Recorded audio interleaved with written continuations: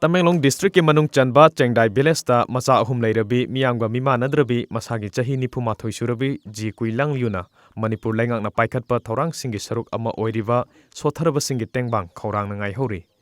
Taibang mikap tholakpada masagi hakchangda asoiba amata leitana polakhibi kuilang liu chingi mapham oibana polio ge hidak matam chana thaugdabadagi mahakna chahi 10 surakpa matamda polio leina naduna mimanadrabi oirakhi. Punchi khongchatta khul adumaktada leiminaba ji paujwan lunga yumbal punchida khongdaraktuna macha nupa ahumgi mama oiduna Houjik awa saitheng khangna hingli. Wana de dum lairabne men da so kalira ason aidi ason manina kalira waso fujana nga mangamdre do ekhoina layo pebam tidi dum tawne awji lairibse angang ahum na oire nupa ahum do khoi laibsin mangami mangadi oire do huji phawdi asonbagi government gi so thabakti phangbagi leitre huji phaw huji na lairiba phawtidi aduna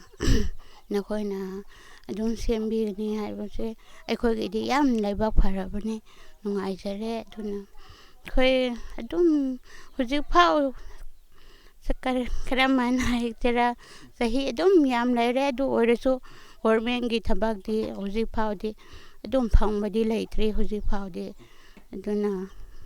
Ngasigi leingakna sotharabasingda akhanaba mityeng thamduna mateng kaya pirabasu kuilang liuna Tamenglong District ke administration amadi mari leinaba authority da mimanadrabasingda chief minister gi sotharabasingi tengbang scheme gi makhada khudongchaba kharadang pibinaba haijarubadasu tabidana leiri haiba pendaba kyasu phongdorakle. Leiragadi phangbra phangdaba adugumsu lei adu so phangbadi leitre adum khangadra hana ko government da so adum tawbadi lei adu huji phawdi emung nadi scheme gumbase phanggadra hana tanarambadi leidi leirabra kari matang dano kari chahi da oibra ningsingba ngamgada tentang na thambio.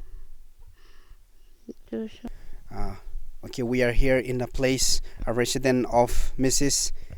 Kiulang Liu Gangmai, who is disabled and not able to perform the normal activities like the normal person. Besides the disabilities that she have, the family is having 3 siblings, one in the age group of 15 years, and the second one in the age group of 7 years, and the third one in the age group of 5 years.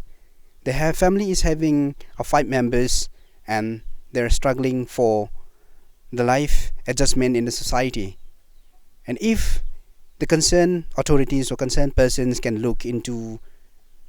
the weaknesses and the problems faced by the family here, then they are very grateful to any organizations or individuals who is ready to extend the helping help for the needy family. Blessing Gangmai reporter with the camera person Gobin, TomTV News, Chaengdai, Tamenglong.